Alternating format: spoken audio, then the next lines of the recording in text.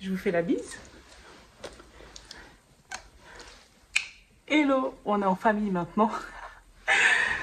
Hello à tous, j'espère que vous allez bien.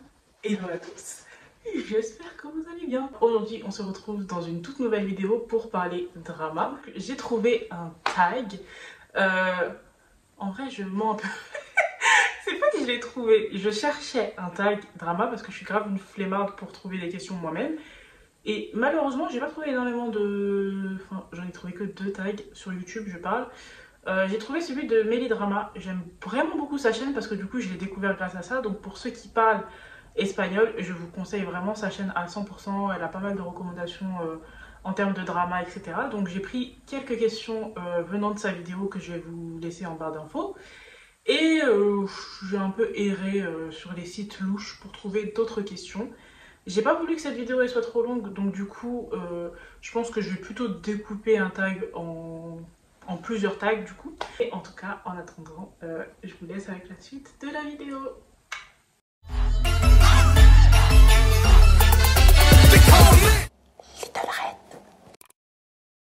Alors, je me munis de ma tablette et on va commencer. La première question, c'est par quel drama tu as commencé? Et en fait, je me suis rendu compte que je suis vraiment un vétéran en termes de drama parce que ça fait super longtemps que j'en regarde. Du coup, je m'en rappelle vraiment plus de quel était mon premier drama. Le premier dont je me rappelle, enfin en tout cas le plus ancien, j'ai regardé un peu les dramas à l'ancienne que je regardais et que je savais que je regardais au moment de la diffusion. Et j'ai trouvé comme plus ancien un drama un drama japonais qui est, oui j'avoue que c'est censé être K-drama mais bon pour le coup voilà. Le premier drama que je me rappelle c'est Inezatori no Kimitashie qui est vraiment cool et j'avais beaucoup aimé puisque j'aime ce que j'aime trop dans ce drama c'est que en fait on suit une fille qui a failli être kidnappée et du coup qui va être sauvée par le gars. Et elle va... Sauf que le gars, il va se blesser en fait en essayant de sauver cette fille. Alors que lui, c'est un athlète, donc forcément, ses conditions physiques, c'est toute sa vie. La manière dont je le raconte, je sais pas trop si ça donne envie, mais bon, de toute façon, à ma décharge, je pense qu'il a vraiment vieilli, donc je sais pas si vous apprécierez de le regarder maintenant. Et en gros, ce qu'il faut retenir, c'est qu'elle va infiltrer un lycée pour essayer de l'aider à reprendre le sport qu'il faisait, c'est le saut en hauteur. Sauf que ce qui va se passer, c'est qu'elle va pas se rendre compte que c'était un lycée de garçons. Et moi, j'aime trop ce genre de plot, genre vraiment, je signe. Ensuite, la question qui fâche, genre vraiment, je voulais pas y répondre, c'était quel est ton drama préféré? Vous sentez ma douleur là? Attendez, Voilà, je pense que vous l'avez suffisamment senti. Alors, cette question, franchement, je voulais pas y répondre, mais je sais que en vrai, quand on apprend à connaître une personne et qu'on sait qu'elle aime les dramas, c'est une des premières questions qui revient. Donc, du coup, bon, je vais y répondre, mais je vais pas dire un seul drama, je vais en dire quelques-uns. Sachant que cette année, j'ai eu plusieurs faves qui sont apparues. Hein. L'année 2020, elle a été extrêmement bien. Donc, du coup, je vais faire une vidéo à part aussi sur mes dramas faves de 2020, pardon, pas de 2021. Et j'en présenterai certains autres, mais là j'étais obligée d'en mettre certains. Donc en premier, le premier qui m'est venu quand j'ai réfléchi à cette question, ça a été directement Lie to Me. Ce drama, c'est une pépite, genre vraiment... je comprends pas pourquoi on n'a toujours pas eu de saison 2 alors que je la voulais trop. Et il m'a retourné l'esprit ce drama. Franchement, si vous aimez tout ce qui est aspect psychologique, jeu, etc., je vous le conseille. Je vais vous faire un tout petit résumé et au pire, avancer jusqu'à la prochaine question, mais je suis obligée. En gros, on va avoir une fille qui va trouver dans la rue une mallette dans laquelle elle va trouver de l'argent. Je crois que c'était 50 000 euros, enfin, un truc comme ça. En tout cas, beaucoup d'argent. Et un téléphone. Et sur le coup, elle se demande qu'est-ce qu'elle va faire, etc. Est-ce qu'elle va le rendre ou est-ce qu'elle va le garder, cet argent?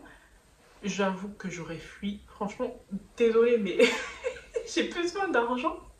Voilà. Et elle, ce qu'elle va décider de faire, c'est d'aller au commissariat de police pour déclarer cette perte-là. Sauf qu'au moment où elle va arriver au commissariat de police, on va appeler sur ce téléphone-là qui était dans cette mallette et on va lui dire tu pourras potentiellement garder cet argent si tu décides d'intégrer le jeu qui s'appelle Liar Game. L'objectif pour toi, c'est de ne pas te faire voler cette mallette par qui que ce soit. Le jeu numéro 1. Et comment dire que, vu qu'elle connaît pas l'identité des autres participants dans la première partie, elle va avoir des surprises. Genre vraiment, ce drama, franchement, je pense vraiment pas qu'il est mal vieilli, donc regardez-le. Voilà. Ensuite, au pêle-mêle, je peux dire Goblin, forcément, classique. Healer, j'ai vraiment adoré. Kill Me, Heal Me. Mr. Queen, c'est le nouveau justement de 2020 dont je vous parle que j'ai adoré. Genre, Mr. Queen, c'est. Voilà. Penthouse aussi, qui est vraiment intégré, je pense, mes dramas faves. Et voilà, je pense qu'on a un petit.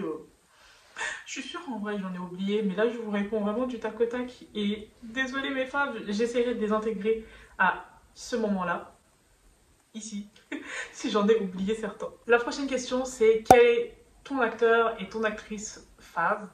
Là encore, la question elle a été super difficile parce que moi, en gros, je retiens le nom de certains acteurs parce que voilà, ils reviennent énormément. Mais en général, je retiens plus par drama. Du coup, c'est vrai que cette question a été difficile.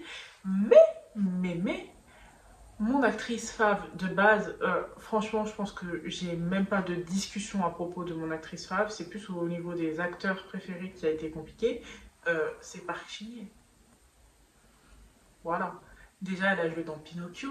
Là, récemment, elle a joué dans Sisyphus, qui est toujours en cours, je crois. En tout cas, il a commencé en 2021. Elle a fait aussi Temperature of Love. Elle a fait You're Beautiful, The Air.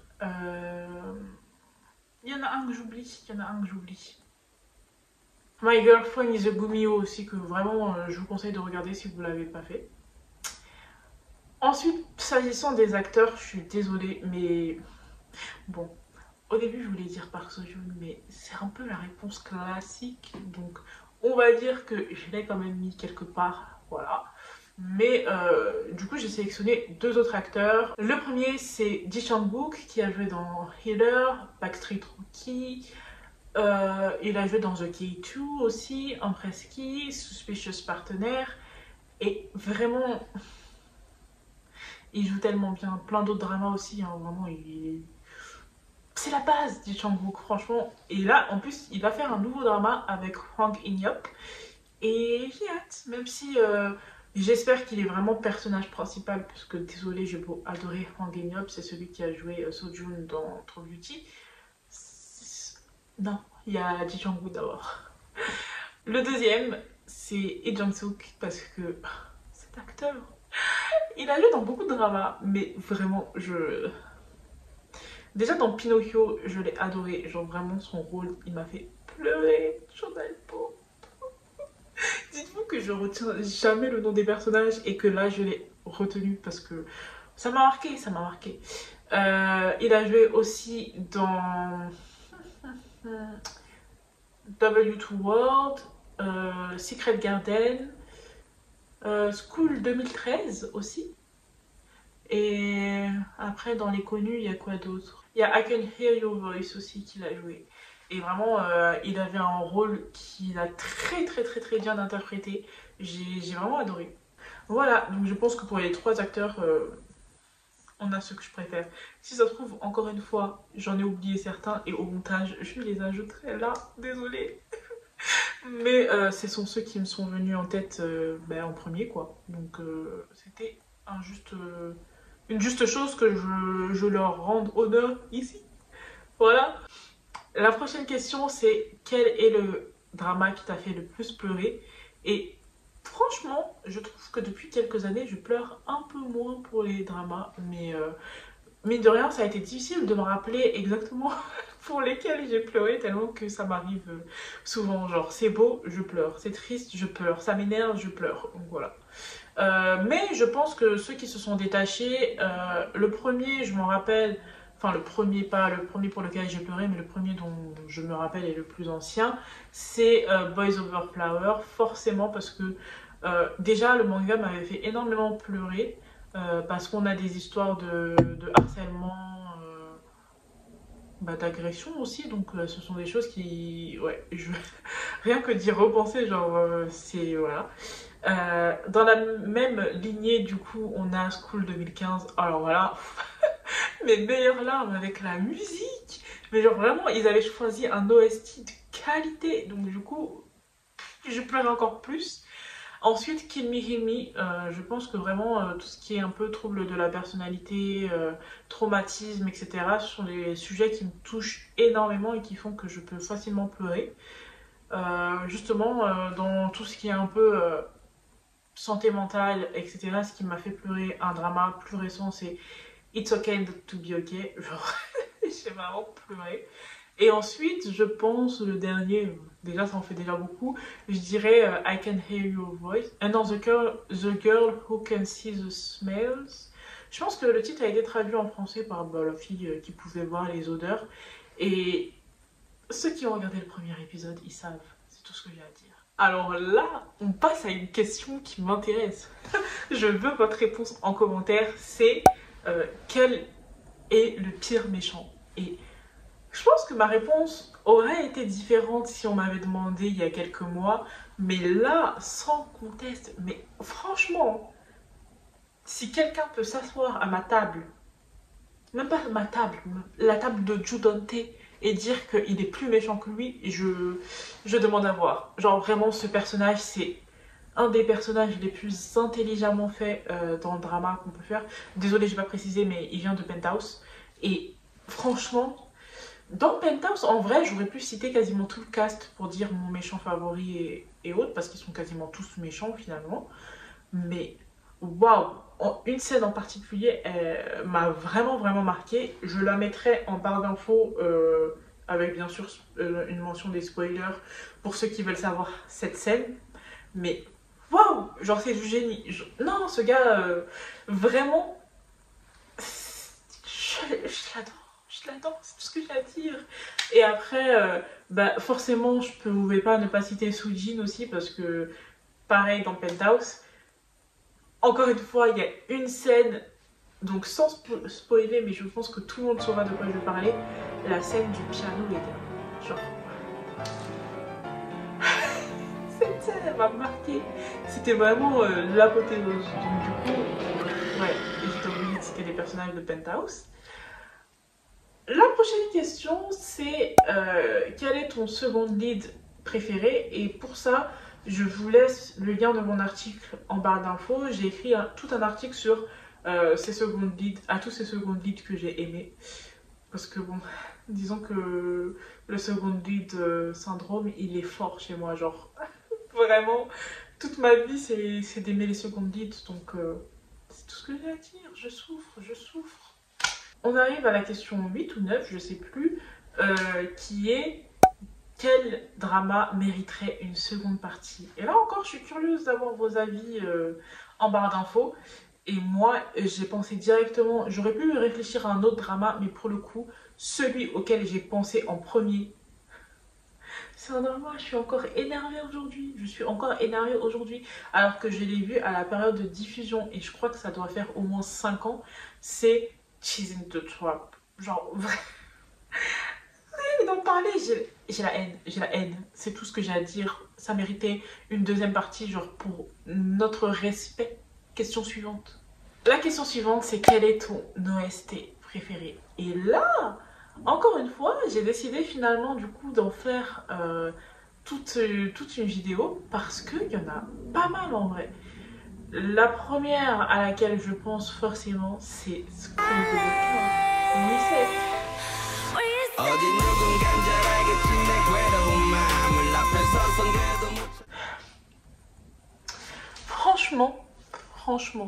Franchement, si vous voulez pas regarder ce drama, au moins, écoutez Lost. Écoutez-le. Tiger, je t'aime. Genre vraiment, ce Reset, c'est chaque fois qu'il y avait, c'est pour ça que je vous ai dit que j'ai pleuré pendant ce drama. Chaque fois qu'il y avait cette musique, c'était en rapport avec un événement, genre... c'était pour m'achever. C'est tout ce que j'ai à dire. La deuxième musique qui me vient en tête directement, c'est Goblin. Encore une fois, désolée, mais bon, c'est vraiment un peu des classiques et des musiques que j'écoute encore aujourd'hui. C'est Stay With Me de Punch et Chanyeol. Et franchement, déjà, le rap de Chanyeol, c'était sûr que j'allais aimer. Et Punch, sa voix, enfin, je trouve que le duo était vraiment bien trouvé et cette musique, vraiment, je l'aime trop. Ensuite, je dirais que la musique que j'écoute encore aujourd'hui aussi, mais bon, c'est normal parce que le drama est plus récent, c'est Hello de 18 Again. Cette musique, mais waouh, elle est vraiment hyper bien. C'est pas la seule que j'écoute encore aujourd'hui. D'ailleurs, je me suis acheté en nouvelle le CD parce que j'aime vraiment beaucoup toute la bande-son de ce drama. Mais c'est celle que j'écoute le plus, donc franchement je vous conseille, je vous mettrai aussi la vidéo en barre d'infos de cette chanson là, mais vraiment j'ai trop aimé. Et ensuite en ce moment j'écoute beaucoup, vous le voyez pas mais c'est en arrière-plan mon CD, mon lecteur CD avec le CD de l'OST de True Beauty. J'écoute vraiment pas mal leur musique, donc enfin toutes les musiques du coup de l'OST et j'aime vraiment beaucoup. Donc je pense que c'est tout, et le reste, bah, vous verrez. Vous verrez bien dans ma vidéo spéciale OST. Voilà. Là encore, c'est une question qui fâche. Avant-dernière question. Le drama dont je réécrirai la fin. Et là, je suis désolée, mais tous ceux qui ont écrit, regardez Dodo Sol Sol La La Sol et qui me disent qu'ils n'ont pas pensé à ça juste en lisant cette question, je ne comprends pas. Je vais vous mettre là le tweet que j'ai mis en regardant l'épisode 16, mais c'est juste pas possible, genre vraiment, c'est dommage parce que du coup j'ai pas envie de vous spoiler la fin, mais vraiment j'ai pas compris la fin, je l'ai pas compris et on discutait avec ma soeur et pareil, oublions cet épisode 16. Pour moi, du coup quand je recommande ce drama, je recommande l'épisode 1 à 15, c'est tout. L'épisode 7 existe. L'épisode 16 n'existe clairement pas avec moi. Enfin, dernière question déjà, c'est celle de savoir quel est le drama que je vais regarder ensuite. En vrai, en mai, il y a énormément de sorties qui m'intéressent. Vraiment, je sens qu'on va regarder de la qualité, mais je pense que c'est la sortie qui m'intéresse le plus, c'est Youth of May, qui est un drama qui va commencer lundi. Et c'est un drama un peu à l'ancienne, du coup, puisqu'il se déroule en 1984, si je me trompe pas. C'est une romance et vraiment, elle m'intéresse énormément. J'avais regardé le trailer qui promet. Mais en soi, vraiment tout le mois de mai, je pense on va vraiment souffrir. Dites-moi en commentaire les dramas que vous allez regarder bientôt, en tout cas en mai, qui vous intéressent ou qui ne sont pas sortis en mai aussi, hein. Et voilà, on va en discuter. Mais en tout cas, c'est déjà la fin de cette vidéo. Si tu as aimé cette vidéo, je t'invite à liker et à t'abonner. On se retrouve dimanche prochain déjà. Et je sais pas de quoi on va parler dimanche prochain. Je pense que je vais un peu respecter la lecture et peut-être vous parler de lecture. Mais en soi, j'ai vraiment beaucoup envie de vous parler de Webtoon. Mais normalement, avant dimanche prochain, vous êtes censé avoir une vidéo sur mon organisation Notion, tout en rapport avec la lecture, que ce soit la lecture de romans ou la lecture de drama. Donc j'espère qu'elle va vous intéresser, mais en tout cas, moi personnellement, ça me permet vraiment de bien m'organiser au quotidien, parce que franchement, surtout les webtoons, je m'en sortais plus. Donc voilà, je vous dis en tout cas à très vite et j'espère en tout cas que cette vidéo elle vous a plu et qu'elle vous a mis de bonne humeur, que vous avez rigolé ou que vous vous êtes énervé. Voilà. Mais surtout énervé avec moi, hein, je précise. En tout cas, on se dit à très vite.